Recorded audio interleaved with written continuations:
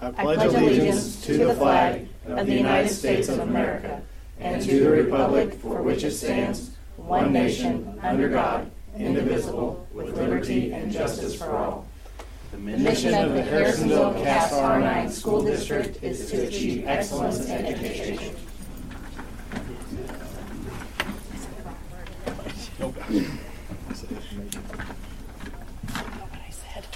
All right, got the consent agenda. Oh, sorry. Preview the consent agenda. I move to approve the agenda as presented. Second. We got a motion and a second. All those in favor? Aye. Any opposed? Okay. Moving on to consent agenda. As Motion? presented. I move we approve the consent agenda as presented. Second. Okay. A motion and a second. All those in favor? Aye. Aye. Any opposed? All right.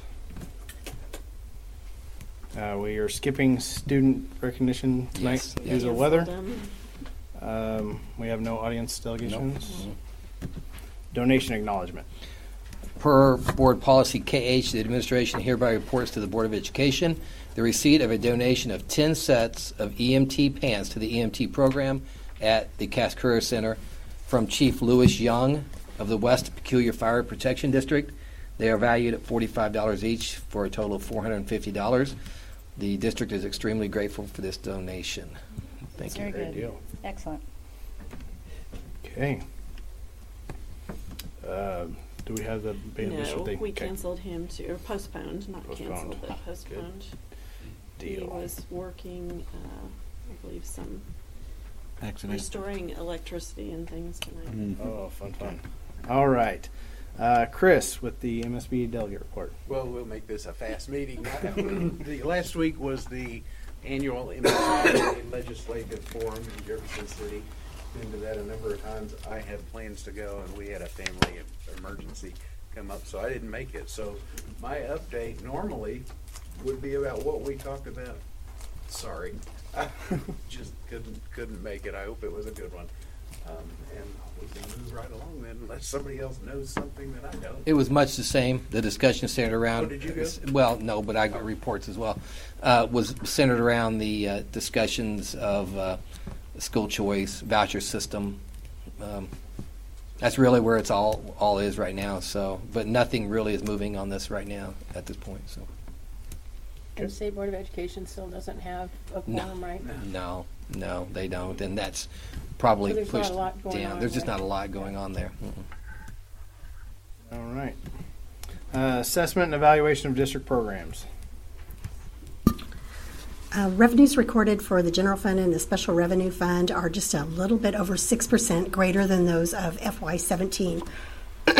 This is due primarily because of the taxes, the real estate and property, personal property taxes. We did see quite a jump there.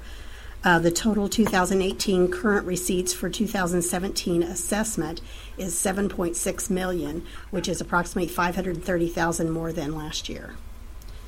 Expenditures again follow closely for the operating funds as of this date for FY17, particularly in the teachers fund. We're staying really close to the same level that we had last year, so that's good. We saw some savings there when we had older tenured teachers leave and replaced with lesser, maybe a little bit. Costly. Capital projects expenditures exceed budget, of course, due to the roof repairs again. And general fund expenditures are under the calculated percentage of 58% for this period. They are at 54%. Total cash and investments are $15.5 million. Kathy, is it usually March or April that you really try to get the expenditure, Yes. the building level expenditures expended in Yes. March or April? Or? We've actually told them February 28th. We're going to try to get everything kind of closed up a little bit earlier so we can see where we're at and start working on the new year budget. Any other questions? All right. The evaluation of district directors and building administrators is held during the month of February. The evaluation process was held in closed session prior to the meeting and will be finalized at the closed session following the board meeting. We want to talk about the homeless. We will. No, well, Oh. Yep, next. Yep. We have before you the ELL report, the migrant and the homeless for the year. I wanted to say thanks up front to Sarah Inke, Kyle Crutchfield. There are 2 ELL teachers, and they helped a lot with the compilation of this report. Kathy Sanchez and Jennifer Beavers, of course, too, helped out a lot with the numbers. In ELL, again, we have 27 students in our population, speaking languages of Spanish, Mandarin, Vietnamese, and I'm going to probably not say this right, but Kutar. It's a Indian language from an Indian region in India. And so those are the 4 languages spoken in the home that we're servicing students at. 12 of those students are receiving services in the elementary, 7 at the secondary level. Again, just the strengths and weaknesses are listed there. I think the strengths are the ability to communicate with the teachers at the building level, with the ELL teachers. Probably the one weakness of the program is at the secondary level. Mr. Crutchfield doesn't have a permanent home at the middle school, so we're working to find him a classroom space. That they're working out of the library. There's a workroom in the library. That's where they meet for the instruction. So, you probably read the report. Does anybody have any questions on that? Is the number of homeless down from last year? Was that a little? Take the homeless and first thank Mr. Erholz for kind of putting some lists together also with Mrs. Beavers. I can't do a compare. I don't have a comparison number there. The homeless number does fluctuate throughout the year. A couple of things just wanted to touch base on is you might have a question. I mean, it says they're living with another family, doubled up. That's where we see most of our kids in the school setting. Is they're doubled up with they might not even be with their parents. They might be doubled up with another family or something like that, and their parents are homeless someplace else. We'll say the unsheltered, that number is from early on in the year, and most, if not all of them, have found some shelter of some sort. And we'll tell you that learning a lot in regards to homeless, and it is a growing epidemic.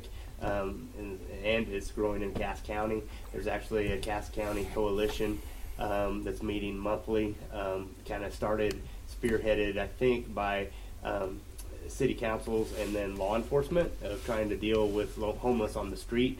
But there's a couple different definitions. There's the McKinney-Vento homeless definition, which is kind of the school. The McKinney-Vento Act is what oversees homeless at the school.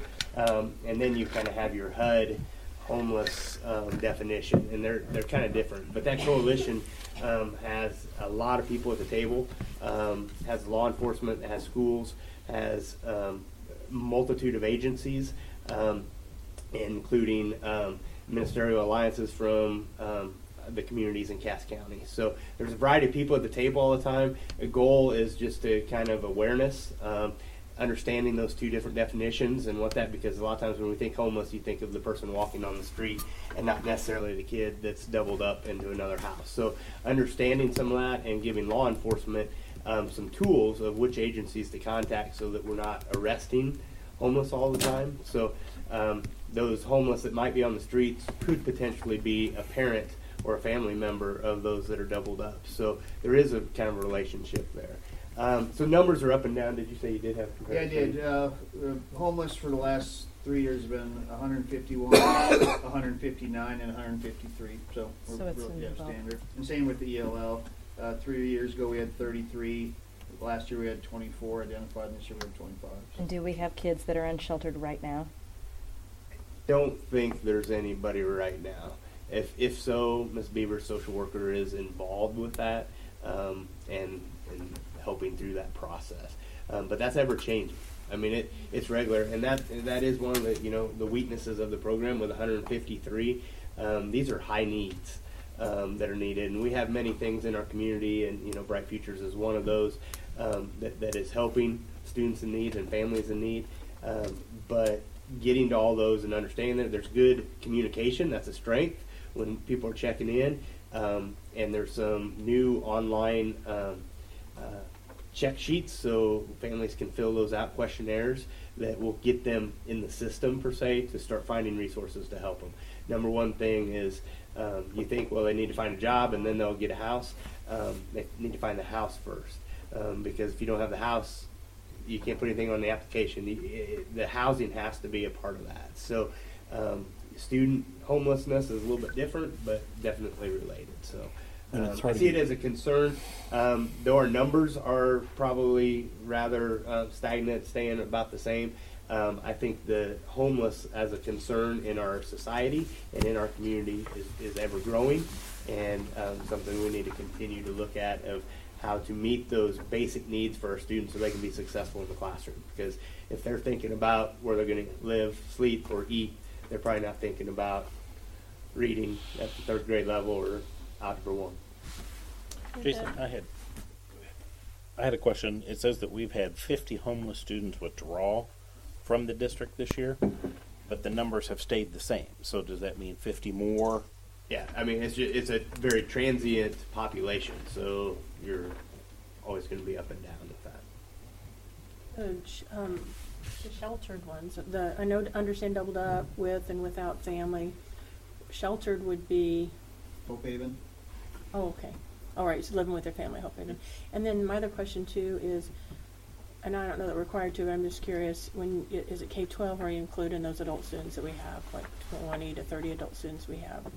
No, this will be K-12 numbers. Because you don't have to report on the other. Correct. Okay, but we provide services for them in terms of. I mean, yes, in our community could provide services, yes. And have they signed up for the free and reduced lunch program? That is a strength that I think we do a pretty good job of trying to capture that and getting them into that. Can I speak to all of them? No, I couldn't right now, but I feel we do a pretty good job making sure that they're getting fed and get part of that free and reduced lunch program. Can you tell us what it means to be doubled up? There's 119. It says living with another family. What is that definition? Living with another family. So it's not foster care. Not foster care, okay. But I'm living with a friend of the family, an aunt, an uncle, a grandma. I'm living with somebody else in another household. And my parents could be with me. There's a couple other ones that aren't listed here. One is with the parents. So our whole family, the whole Agers family is going to live with you, and that's doubled up. And then there's some where just my kids are going to live with you, and I might be unsheltered. Foster care is not considered homeless, right? No. Just curiosity, procedurally, how do we handle that during residency verification? It's difficult, and it's getting more and more difficult, I believe, because we're getting so many different options. I mean, there's just a multitude of different housing arrangements out there. So they can, if we know about it, the waivers, they can fill out the waivers. We look at that. They can fill out temporary residency. We have some of that. I know at the beginning of the year we had some people living in a trailer in a campground or something like that. And then we try to catch them throughout the year. At the beginning of the year is actually easier. Sometimes throughout the year when they come in, it's sometimes even more difficult. So the McKinney-Vento law also keeps students in the school of origin.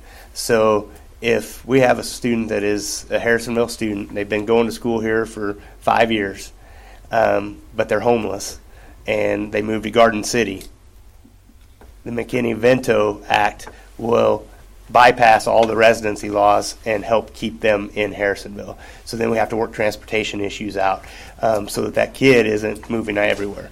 That seems like it's a big deal in our region, but if you're thinking in the city where you have a boundary from one side of the street to the other, they could be changing resident. They could be in this high school's district one day and then sleep in the next one the next day. So think about it in that, and you'll see reasons why. For us, it seems a bigger deal. Why? Holy cow, it's a whole nother town, a whole separate way. But in the city, those district boundaries are so close. They could be living in a hotel, get kicked out of this hotel, have to go to the other side of the town to live in another hotel and be in another school district.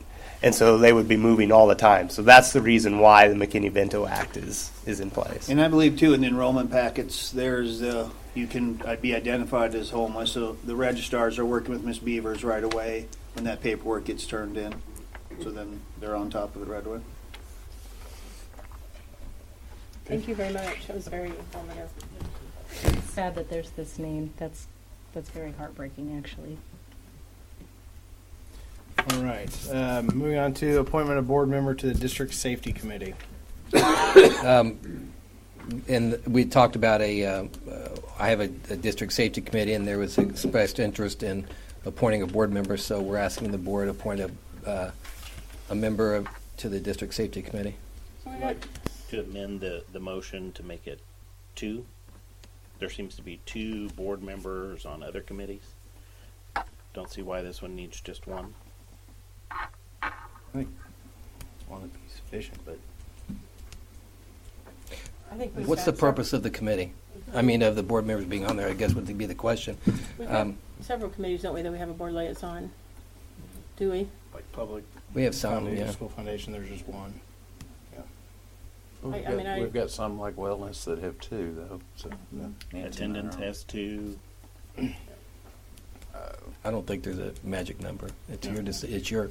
If we have 2 board members who are interested in serving on that, I certainly don't see the harm in having 2 board members appointed to it. If with a board member being appointed to a committee like that, would be more of a liaison position than a committee member? I would think it'd be a liaison to bring back information back to the board. Yes, that's what I would see it as. We were basing so.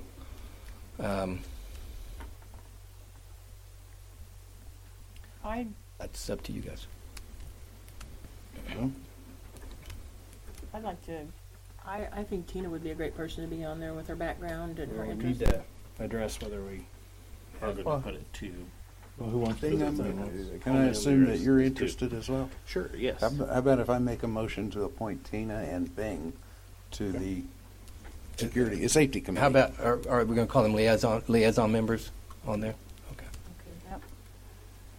Was that a Okay. yes? That's fine Yes, with me. but I guess that We have a needs to be part of motion the and we need motion. a second. Second.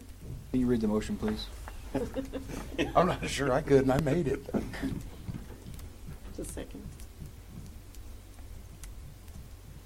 Okay, to appoint Tina Graff and Bing Schimmelfinning to serve as liaison members of the District Safety Committee.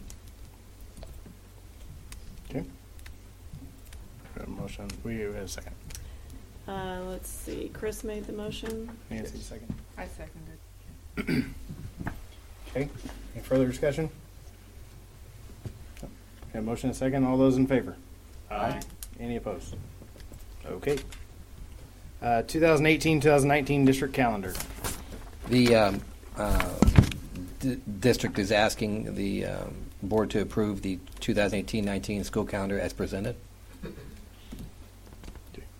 Need a motion? I move to approve the 2018-19 school calendar as presented. Second. Motion and second. Any further discussion? All right. All those in favor? Aye. Any opposed? All right. Collaboration time change at HHS. Yes, we were bringing this information to you this month to look at this, but part of the PLC process is to have collaboration time for teachers to meet. It's something that we have been trying to find a solution for many years.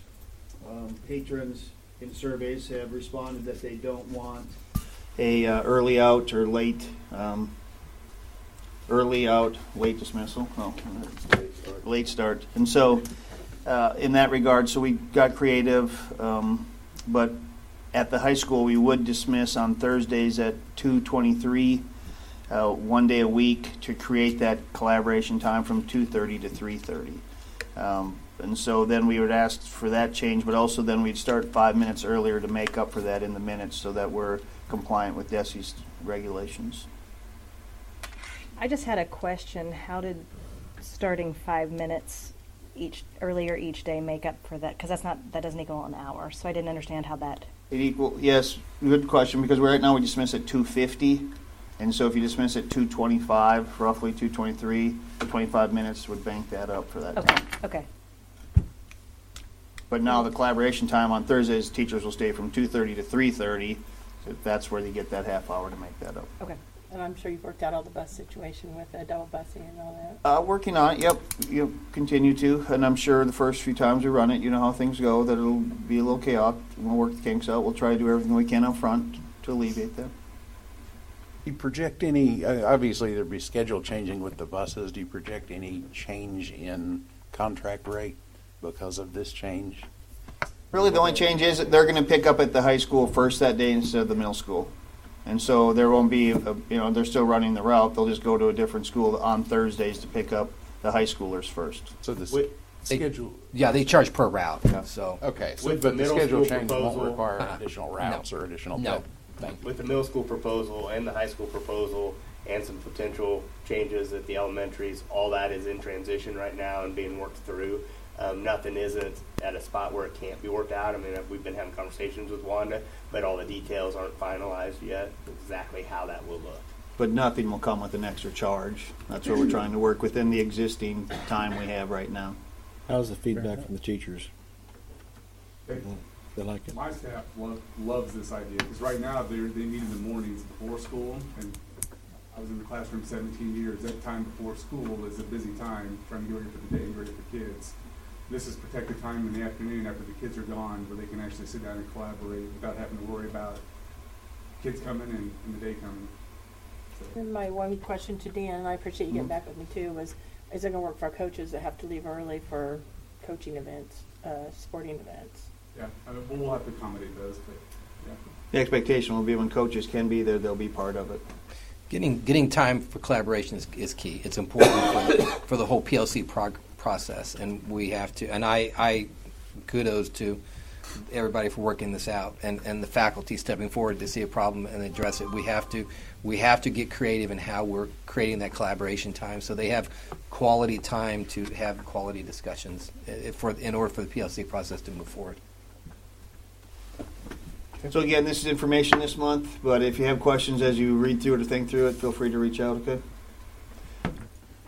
Another informational item is the time change at the middle school.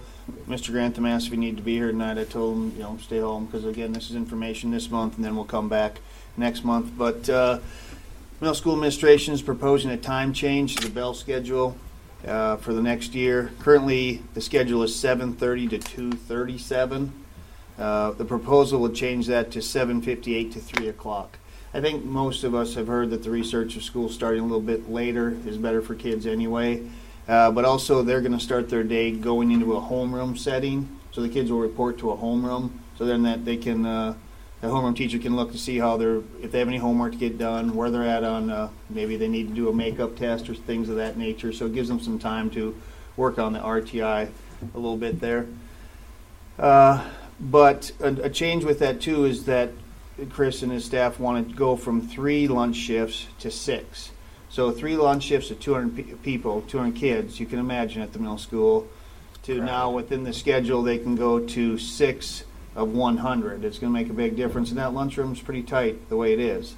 With that, though, the reason I want to be clear here is there's going to be a need for extra personnel to work those shifts. They'll have to work longer, and so it comes with an estimated price tag of about $5,000 a year in food service costs to pay for those workers to make that. But again, when you're looking at what's, the reason we're doing is what's best for the kids at that school, and 200 kids in that lunchroom is not ideal right now. And I figure 7 minutes less is going to be not a problem when you have the less number of students that you're going through. Yeah, and I've been in lunchrooms a lot, and kids at that age need about 6 minutes to eat, and then they're done, and then it's about 14 minutes of socialization on top of it. Dan, on the bell schedule with the change of the morning bell providing for homeroom, so they'll still be able to get there earlier and be the time before the first bell that would there be homeroom, or be when that first bell rang? They usually start showing up about 7:30, so that 7:30, 7:58 time they're going to go to their homeroom, and so then they'll start to work through and actually gain a little time in the day there.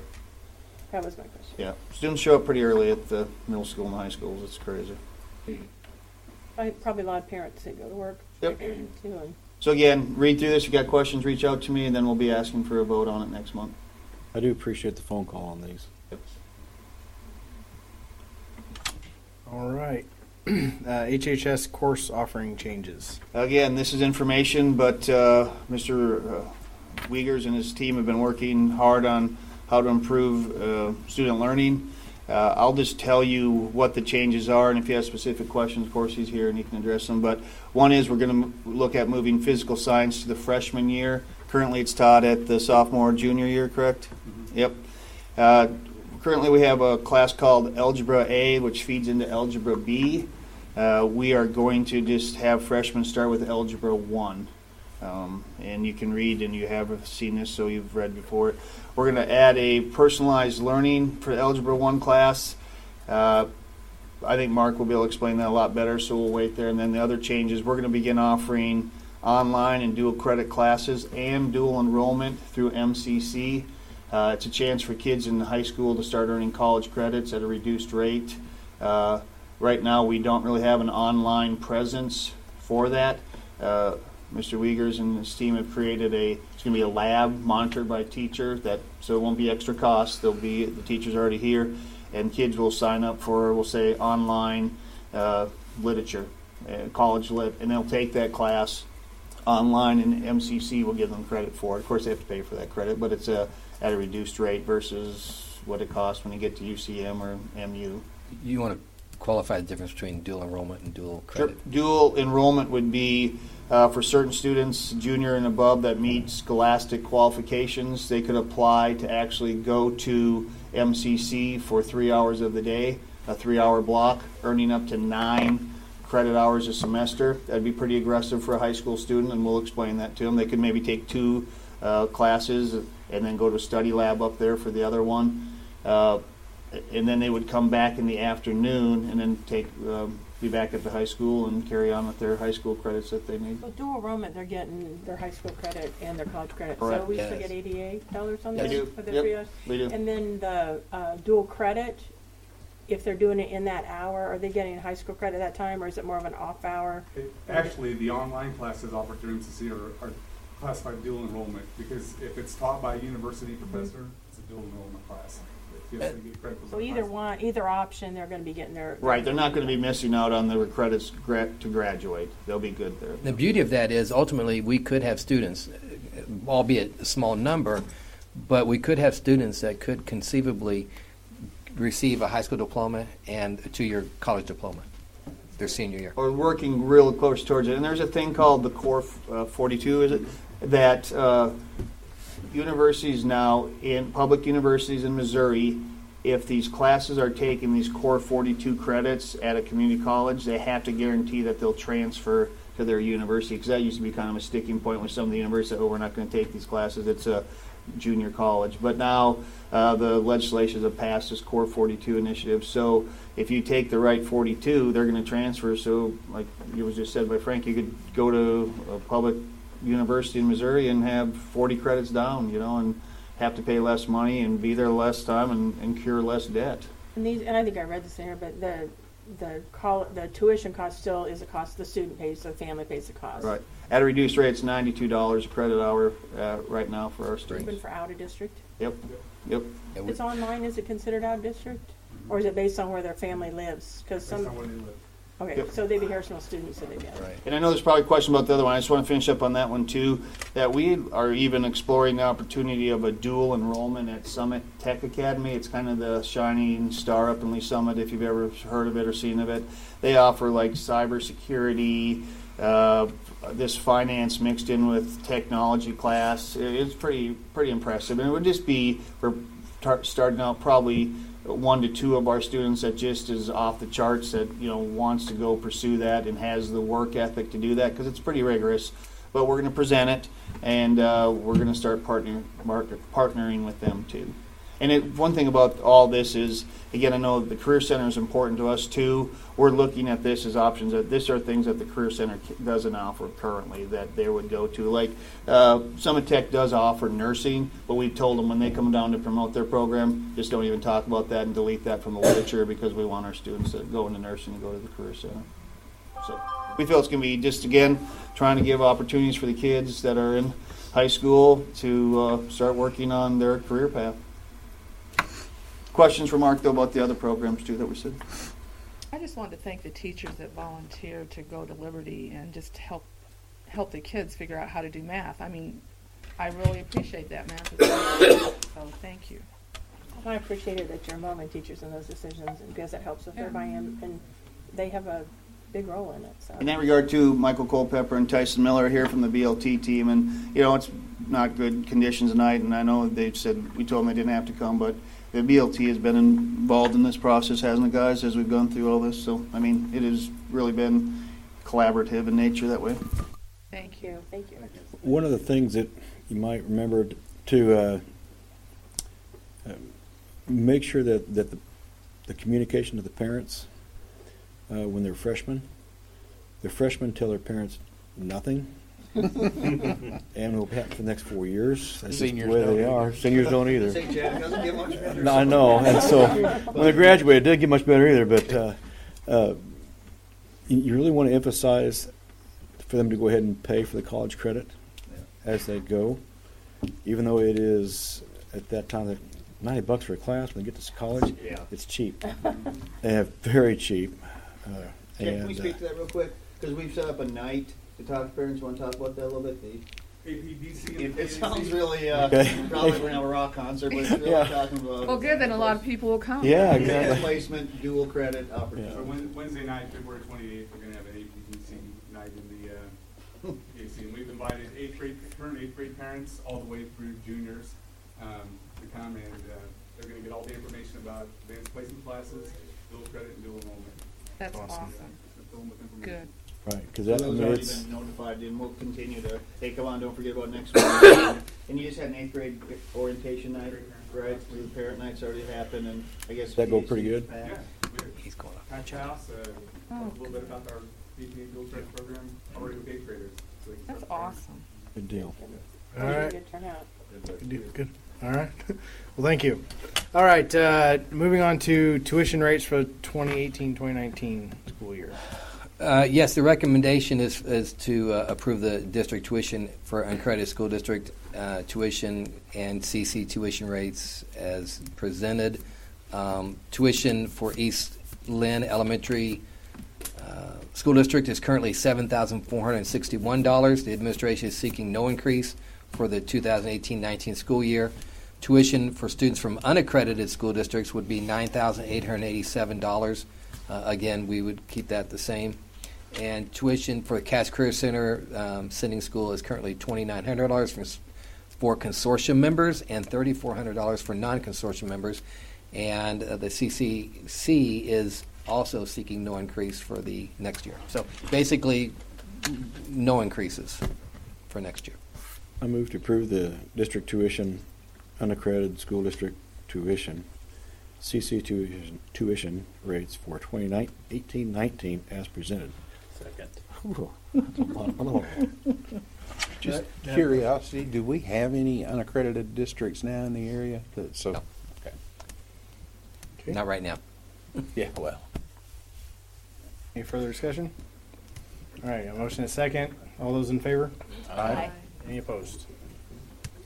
Okay, change of the March 2018 meeting date. Yes, per board policy, the March meeting date is normally set for the fourth Tuesday in March. However, with the current school year calendar, this falls during spring break. So the administration is recommending that the board set the March meeting date for the third Tuesday, which is consistent with the other months, and hold the meeting on March 20th, 2018. I move to set the regular board meeting date for the March 2018 meeting to March 20th. Second. Further discussion? I was just going to say it would be nice for our people to get their spring break. Yeah. Our All staff, right. so. All those in favor? Aye. Any opposed? All right. Addition of behavior specialist position. Yes, this position, this information is information discussion only tonight. We will be bringing that forward next month for approval. Annie is here tonight would you like to discuss it, Annie, and then answer any questions? Okay. So hopefully you all could see the information I put in there. For right now, we currently contract with Summit Behavioral. Yeah, there's a whole. No, at the bottom. Push, yes. Mm-hmm. So I push It'll that. turn green. Right now we contract with Summit Behavioral. We have for several years. They do a fantastic job with the district. We have a BCBA, which is a board certified behavior analyst who works with us. We contract at a time for 300 hours for her. Her name is Lynn. Again, she does a fantastic job. We get her for about 16 hours a week. So in your information that I sent you, you can see your totals there for her. She is our actual BCBA. And then we have 2 ABA implementers. So these ladies work with one-on-one with students, our most significant behavior students. These are kiddos that we are trying to keep in the district as opposed to contracting them out to an outside placement, such as some of our kids that we send to Summit Behavioral in Olathe, or like PDM milestones for some of our kids that go there. So we have been using Summit again for several years, and it's at a significant cost for the district. And at this point, it is at a significant loss for us in time. So again, we get our BCBA for only maximum 16 hours a week is what we have budgeted for our budget for the year for behavior support. With this proposal, we would be able to hire our own behavior specialist that would be our employee, so it would no longer be a contract service. But it would give us a person here full-time to provide not only need and support for our students, but also for our teachers. As mental health increases that we see in school, as well as behaviors increase, I think that it's probably a time for us to look at transitioning to full-time behavior support as opposed to contracting with part-time support. There would be a definite transition period. I have done research on both sides of it, pros and cons. Again, Summit does a fantastic job for us, but it is at a pretty significant cost and part-time at that. So those are the things that I'm looking at. The transition would take place if we move forward with the proposal next month. To add the position, it would be for the 18-19 school year. I have talked with Summit about a transition time and period that they would help us transition with our students to our own in-house people. I went ahead on that proposal and put in there para. We sent 2 teachers and 2 paras to an intensive teaching training the last week on Wednesday, Thursday, Friday, so that we can start phasing out those one-on-one implementers and start phasing in our own para support that it has been supported by training, as well as with our BCBA to help transition away from the strict implementer model more to one-on-one para support that we do with other kiddos in the district that have more significant needs. So, Annie, would they work? I looked, and maybe it was in here. I missed it. But are they working K through 12? Yeah. So the behavior specialist would be a K-12 position. Actually, it's any district student. It would be as a special education teacher, but a special education position, but it would benefit all of our staff. So right now, if I wanted to bring in someone from Summit to do professional development training, let's say like on one of our PD days, where we would bring someone in to do PD for teachers, I mean, it would cost us probably, it's around $450 to $550 depending, whereas this person is in-house, and so we could get that training.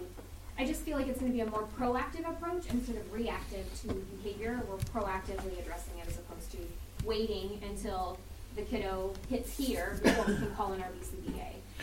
And the numbers that you gave us, if I understand them right, if we kept the 2 paras, if you phased out the implementers and kept 2 paras and added the behavioral specialist, you basically going from a part-time and 2 aides to a full-time and 2 aides, Yep. basically. That looks like with the 2 aides, including benefits, extended contract for the BCBA, it's the same price. It is the same price. And we would have, instead of 16 hours a week, we would have a full schedule every day that we're in session. Also, with that comes some training towards BCBA. One of the things that I added in there is that we're struggling right now. As educators, we tend to like opinions of other educators, and so we struggle with people who are not necessarily teachers coming in and kind of working plans for us.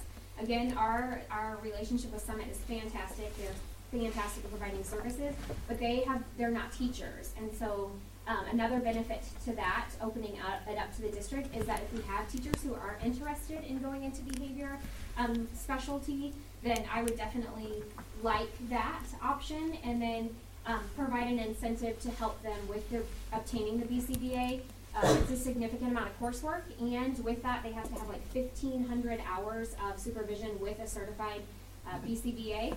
And so there would be some, it's very expensive, and so I would like to, if we hire a teacher who is interested in that, help support with those observation hours. They would be in charge of their coursework, but we reap the benefit of that because then at that point, there are 2 BCBA, 1 building up and 1 board certified coming in. So we have 2 behavior specialists during those observation hours. And Annie, aren't we also paying transportation? No, for no, these? we don't have to pay transportation. That's part of our contract. So Okay. when I write the check to Summit for our people, for our BCBA that comes here, that's part of That's her right, they come here. transportation. Yeah.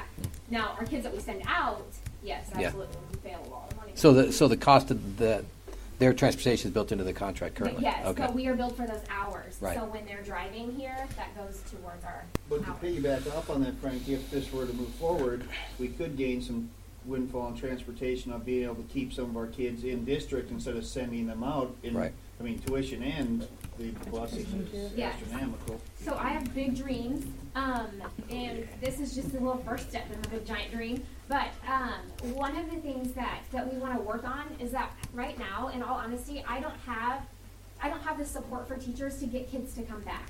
So if we have a kid out there at Summit Behavior because they have significant behaviors and they have earned their way to an outside placement, right now when they're ready to come back, I'm sending them back with very little support into a classroom that is operating in the best that they can, but they're not ready for that kid to transition back. So with that, with my little baby steps from a big giant dream, this is part of the steps to get there, because then we can provide the support to teachers to get them built up so that our kids can transition back smoothly instead of coming back and it failing and having to look at an outside placement again, or not being able to bring them back in the first place.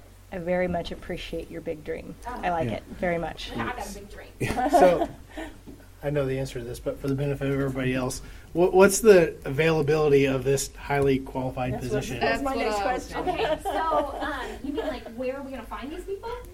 They're everywhere. Yes, they're everywhere. I promise you they're everywhere. And we have. I mean, I would love if we have internal candidates who would like to build up to this. I mean, we can ask for more that already know the Harrisonville School District for behavioral support, but also they're everywhere. Belton has them. Ray Peck has them. Lee Summit has them. That they're transitioning more towards that instead of contract services because, as again, mental health and behavioral needs increase, the cost also increases, and it's becoming outrageous to afford these people. So will it be hard to find them? No, well, I don't think it'll be hard to find them. And I am definitely big on coaching your people up. So if we have a teacher or an applicant who wants to learn more in this, I think that's great. And again, working with Summit for our transition period so that we have a very seamless, smooth transition on getting their people to phase out and our people to phase in. I want to make sure, again, these, like our implementers are working with 2 of our most significant needs kiddos, but they have kept 2 of our most significant kiddos here as opposed to having to send them out to outside placement. And they're doing, both of those kids are doing fantastic. So I want to make sure that for the kids' benefits, it's a seamless transition as well as teacher support because a high behavior kid fatigues the teacher very quickly. What about liability? I mean, is there any type of liability? I don't think it'll change as long as they're certified. Yep. They'll be fine. It's so they'll be trained also in like our CPI, which is our non-crisis prevention, how we de-escalate techniques as well as restraint, and of course they too would fall under the board policy for restraint isolation. And we have the facilities for that now. So. And this may not be a question that you can answer, but we've got Summit Behavioral that we pay as well as MAID Behavioral. Are those 2 separate? Yes, great question. Things. So Dr. Maid is a psychologist that we contract with. So he doesn't actually see most of our kids that our behavior specialist sees. He sees our kids that are more of our mental health at-risk type kiddos that are in special education. I mean, I can speak to my SPED kids, but they are more mental health at risk for more significant behaviors, as opposed to our behavior specialists working with kids who are like on the autism spectrum or have significant emotional disturbance, are extremely violent, whereas Dr. Maid is more mental health. So we contract with him for those counseling services. So then those services would still be in his realm. Yes, Dr. Maid would still take his kiddos that he sees for counseling. And right now I think we have 6, I think on IEPs. Let's see, Dr. Maid. 30. You put together a great presentation. Yeah, This thank is you. fantastic. Hey, ask me more questions. I can talk about this all day long. Right? Email her more questions. I've got another question for you. So again, this is Cashier, this is for information. If you do have more questions, she's happy to answer them I by am. phone, Everyone's or she can make a welcome. personal visit if you. Yes. Or if you ever want to come see special education kids, they're pretty great kids, pretty fantastic teachers, just let me know. Again, I'll talk about this all day long. And I'm assuming I push the button when I'm done. So this will come to us next month at the regular board Yes. meeting? Okay. Thank you, Annie. Thank you, Annie. Thank you. We'll get you a specialist to take care of that. There you go. Good job. All right. Moving on to HES roof bid. Jason? Yeah, recommendation to award the HES school combination bid consisting of the southwest and east roofs to DB2 Services in the amount of $959,000. Justin Durham with Hollis Miller is here to answer some questions, but as you can see there, we put this out to bid. At the pre-bid, we had 7 contractors in attendance. Walked through the roof and asked questions. Justin was able to answer that. Had the bid opening, we ended up with 2, and was excited. We've sent that off to QBE Insurance also to look at that, making sure that still from our hail damage insurance will cover some of that. But Justin is here, so if you have some specific questions, he could probably answer them better than I can. So I've got several questions to ask. This DB2 Services was a sheet metal roofing company for 30-some years, and then they just switched over to contracting a few years ago.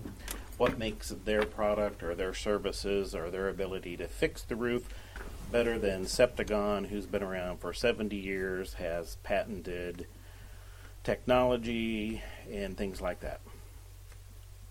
I've worked with DB2 Services several times in the past, and I do believe that they are qualified to do this roof.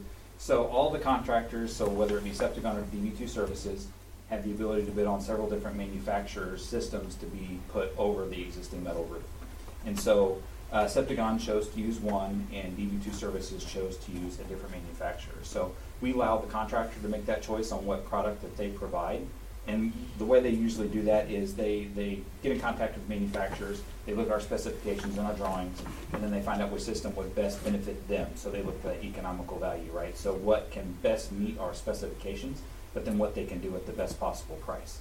So when you ask what gives them an advantage, one or the other, I don't think that there is. I think they're both great contractors. I've worked with Septagon when I did work at Whiteman Air Force Base, and I've also worked with DB2 Services several times in the past few years of doing sheet metal jobs. So that would be not just roofs, but when we talk about metal panels that go on the outside of the building, or sheet metal flashing that goes around the roof, or standing seam metal roofs, like I did a project at Truman High School a few years ago where they did a standing seam roof very similar to the one we're talking about for the elementary school. So when it comes to the 2 different contractors, I think they're both very well qualified. And the fact that DB2 Services was low on bid day, that's how we came up with our recommendation to move forward with their price. And just because it's the lower bid doesn't mean it's a higher quality. Correct. They're using a different type of system other than the Septagon. We don't always have to go with the lowest bid. I think in this situation we need a better product, and Septagon has that, in my opinion. What products? It's $180,000 difference, though. It's $125,000. I think with the total money that we have. Kathy, what's our total for insurance? $988,000. So I'm talking I about think the you're talking difference in about 2 bids. different things. The difference in bids Oh, is the difference in bids. $180,000.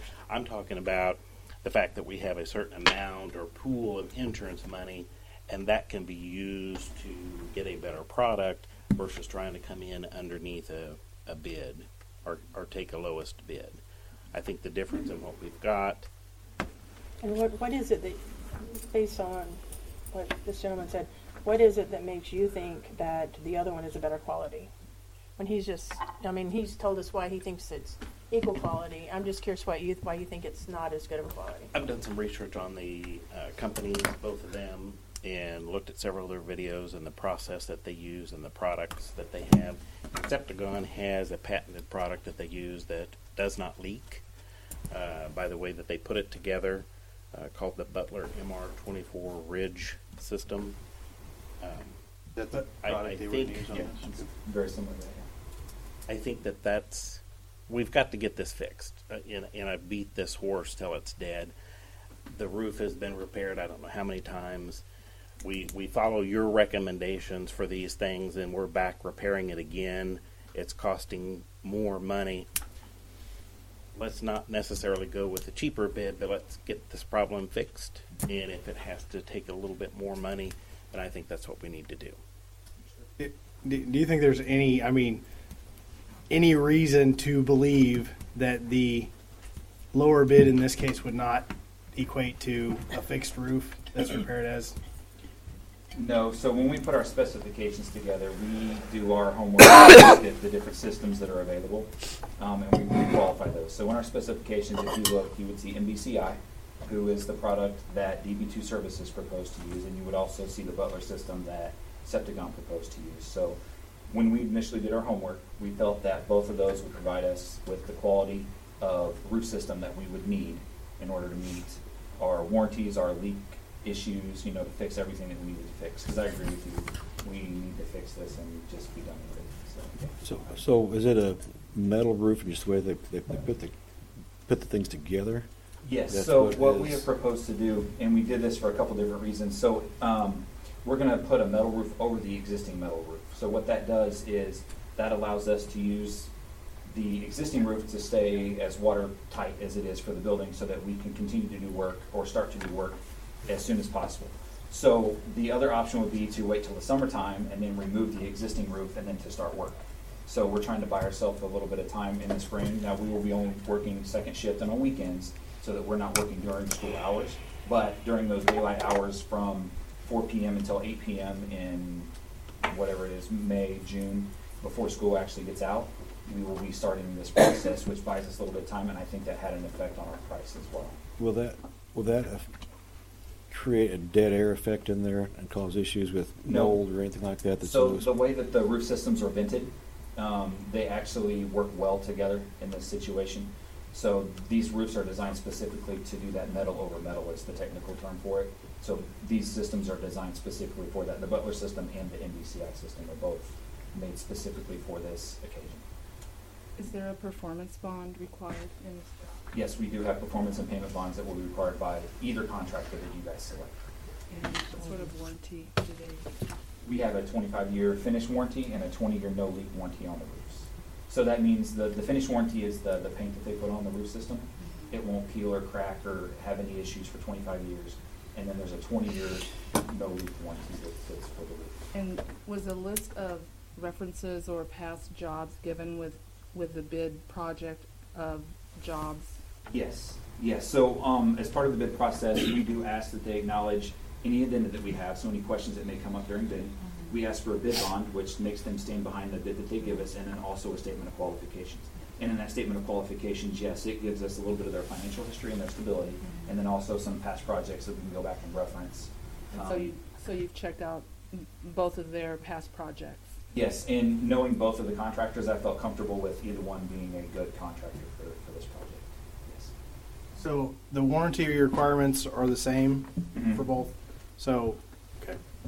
Yes. And I'm sorry, I did my math wrong. It's $164,000 difference between the two.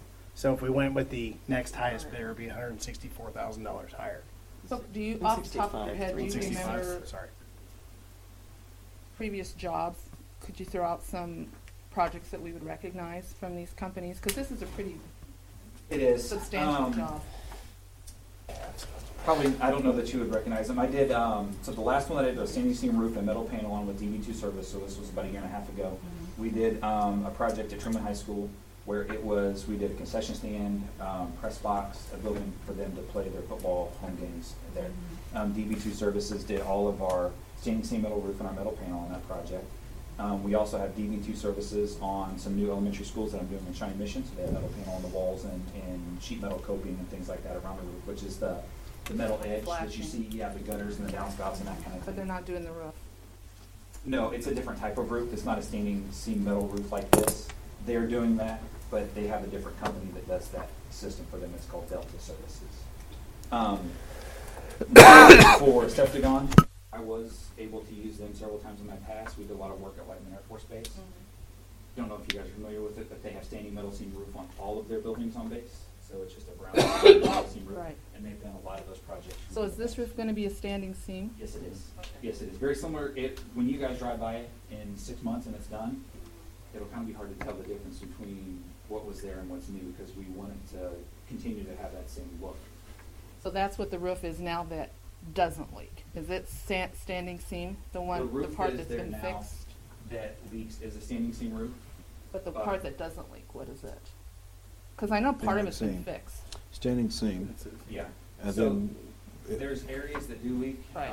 I would say that it was installation issues when it was installed originally on some of it. So we will make sure that. So myself, I will be down here. So the whole roof will be standing seam. Yes. It's not going to be like.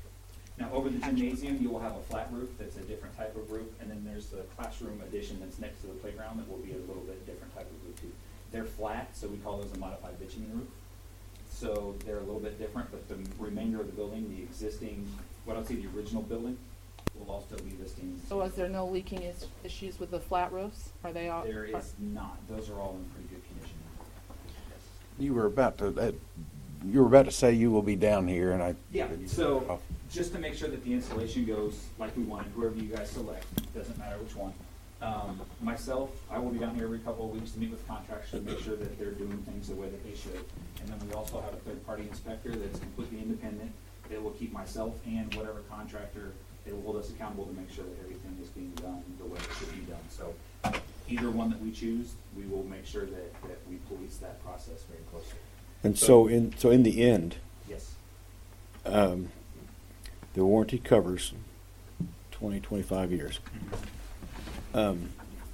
That being said, if there's any issues, we should blow a gasket.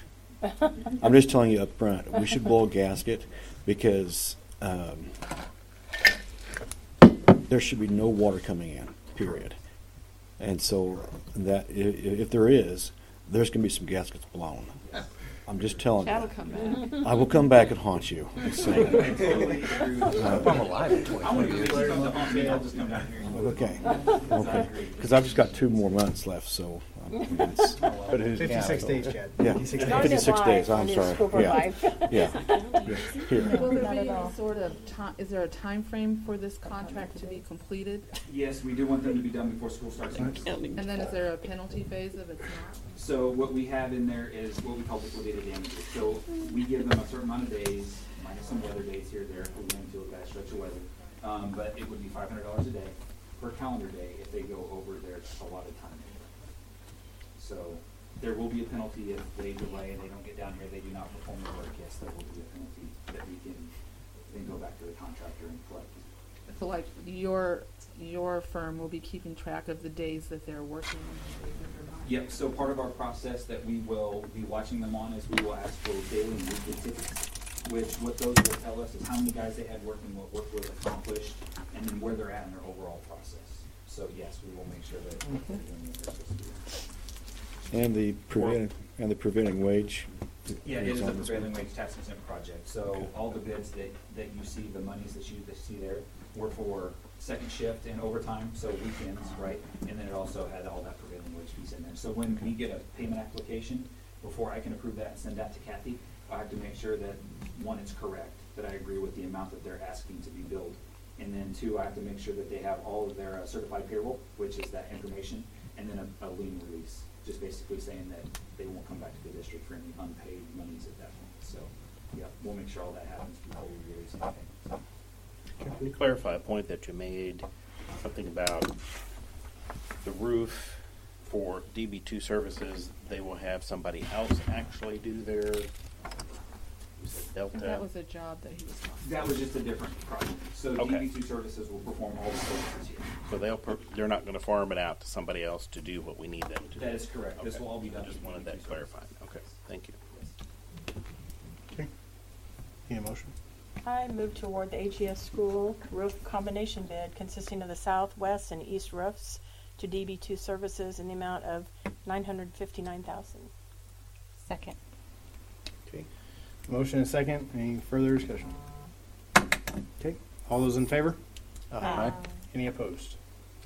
No. Okay. Opinions no. Thank you, sir. Thank you. Thank you very much. Thank you. All right. Mowing and grounds maintenance bid.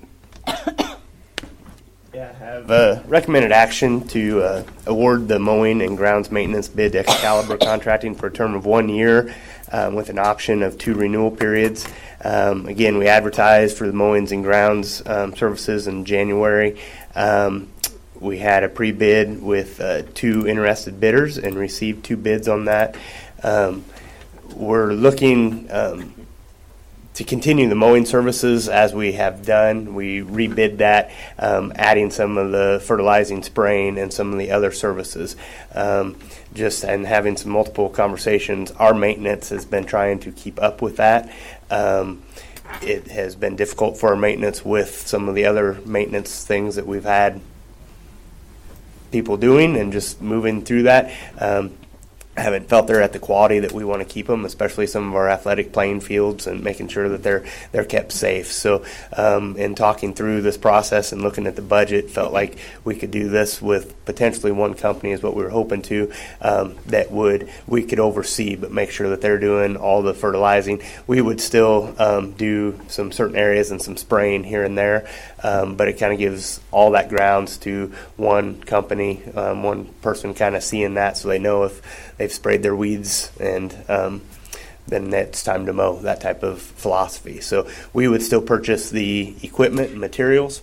That'd be purchased through us, and work with Phil in regards to any extra duties or any extra things that we might need throughout the year as needed, potentially, or times where we don't need any more, where we've done enough.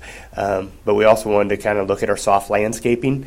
It's been very difficult for us to keep up with the rocks, the flower beds, and certain areas like that, and keeping those to the level that we want to portray to community as they're coming through. So that's why we went with this and would like to recommend that.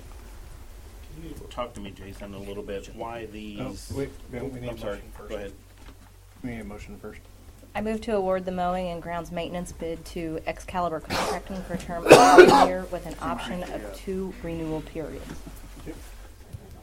All right. So, sorry about that. Can you tell me why the 2 bids are so far apart from each other? They're doing exactly the same thing, but one of them is twice as much and the other is... Not an expert on that, but one of that's going to be a prevailing wage issue depending on... No, it's not? No, we clarified that Okay. and let everyone know that it was not prevailing wage. Oh, okay. No, I cannot speak to that then. I kind of wondered about that too. Yep. Who's doing it? Who are we in contract with now? We're currently contracting with Excalibur. Mr. Johnson is here. If I could speak to this a little bit. Yep, and he does a great job. So I'll speak this a little bit too. When we just did the mowing only bids, Excalibur always came back significantly less than the other bids, but yet the quality of work was exceptional. So, it's a competitive bidding process. This is what the company thinks he can do it for. I would add one thing is it's a local company. There's going to be time for that other company in travel, and if he has a crew of how many ever to come down here, he's probably paying that time, and so that's added in. When I looked at it independently and saw some things, there was places where one was under, one was over, but in the overall scheme of that's how I see it. Excalibur has a crew that goes in and takes care of business, and they're right here, and they can go from school to school, where another company potentially would have to drive in, make a special trip. I don't know how much other that they do in this area. Who owns Excalibur? What's that? Mr. Johnson in the back. Well, I will say that, obviously you want to have the right quality and the right work ethic and all that, but I really value local companies when they can compete with those things. So I like that. And our goal is obviously, we're going to stay within budget. We want to keep our grounds nice, and we have grounds workers on staff that are doing some of that, but We also have an increase of moving tables from this building to this building. A custodian that is sick, so now we're taking this person to go here. It's not just as easy. I mean, even though that's their dedicated spot, you can get behind, and grounds work very, very fast. And once you're behind, it's really hard to catch up. And so, and it's really hard for a crew of 1 or 2 to do the work that I know, because I've seen Excalibur do the work of 7 or 8, come in and, you know, they're like flies on there. They boom, it's all done. It takes our 2 guys a whole afternoon to do some of that work. So we'll continue to monitor that. You know, from a school perspective, yes, we want to make sure our grounds look nice. You know, that's the first thing people see as they're coming up to a building. And I think Excalibur takes the pride in our school and our community and does a good job with that. I do have a question. Whenever there's like broken sprinkler heads from mowers and things, how is that going to be resolved? Who covers the cost on that? Is that something we do in-house, or is that something they do and bill us? Most of that is probably going to be done in-house. It just depends. That's going to be left to kind of Phil to make that decision, just like anything else, whether we're going to contract out and bring in an electrician or we're going to bring or do it ourselves. So it's just going to depend on multiple things of timing. You know, if there's obviously, and if it's the fault of the contractor, they're probably going to need to repair that themselves. If it's, you know, the fault of something else, you know, they'll work with us, and Phil has a good relationship with contractors that he works with to decide that. What is the reason for the district providing the chemicals, fertilizers, sprays, whatever they are, instead of the landscaper? One is that we can house that in our. Phil, you can help me if I'm wrong, but our licenses and everything that we have for keeping that is kind of nice. One, we can control that a little bit, and you don't have a contractor saying, yeah, I just put down 50 gallons or whatever. We can say, we're kind of in control of how much, and then we'll see when, making sure that they're using it. So I see it as kind of a accountability measure, that if we have all this seed or fertilizer and it's never been used, and we're getting billed for 4 fertilizers, I don't think it happened, you know, in that case. And vice versa, you know, hey, I've done this, we need some more. It works both ways. So they'll have access to the product, and it'll be a savings to us? I don't know if it's the same. We're purchasing it now, so it's no different. So we purchase it. We purchase it now. We're still going to need some of that product for some of the building and areas that we still maintain, such as we will be doing weeding on certain sidewalks and drives and parking lots. So we're still going to need some of that stuff. They're taking care of most of the grass and the soft landscaping. So is there a certain time frame that this is? How is this going to work? Because with maintenance on staff, they can see it and know when it needs to be mowed, and I guess I don't know how many guys mow now, 1, 2, however many there are. But is there going to be a schedule of like from April to October or whatever? That was put in to work and develop a plan with Phil in regards to how many fertilizers, how many mowings, and that kind of thing. It is as needed based on the contractor, but there is contact. So prior to graduation, we have a big event. We make contact with contractor, and they come and make sure it looks nice. This bid is for a fiscal year or a school? I mean, how is this play out? It would be a school within a school year. It's per mowing, so I mean within the budget's going to be within our budgeted year, our fiscal year. Okay. And it's just ground service, no snow removal, no ice throwing No. down, anything like that. And so the people that were doing the mowing, you're saying they're going to still be plenty busy since they're not mowing? The company that is doing, we don't currently do our own Our mowing. maintenance guys don't do any mowing? Very little, few little spots here and there. We contract our mowing. Our maintenance guys did some of our spraying and some of our fertilizing. Maybe And a few so- years ago we tried to bring that I was going to in-house. say, I thought we did some. No, yeah, we do. In-house, and evidently it didn't function as good as we were hoping it did. We're still going to have some cost savings here. You know, that's the bottom line, Right. is cost savings with making sure our grounds look at the caliber of excellence in education that are, when they come in for our community, especially during the summer, a lot of times people forget, hey, school's not in session, but that's when everybody's moving into town and driving through and looking at schools and deciding whether they want to come here. So we have an expectation to keep that looking nice. And when you have multiple people doing that, and our 2 grounds guys are sick or out or something this week, and so they didn't get to spray, and our mower guy needs to come and mow, that's not working. If one company has that, they know, hey, I need to get this sprayed and mowed and fertilized, and they have their routine. I think the manpower quickly to do it. It's always good not to have bales of hay out in the front. So, what's that? Sorry. Always good not to have bales of hay out in the front. Yeah. All right, we have motion and second. If there's any further discussion, all those in favor? Aye. Any opposed? All right. With that, we need a motion to adjourn and go back into closed session. I'll make the motion that we adjourn and go into closed session. Second. Nancy? Chris? Yes. Bing? Yes. Gina? Yes. Chad? Yes. Tina? Yes. RJ? Yes. Thank you. Take about a 5-minute break. Thanks, everybody.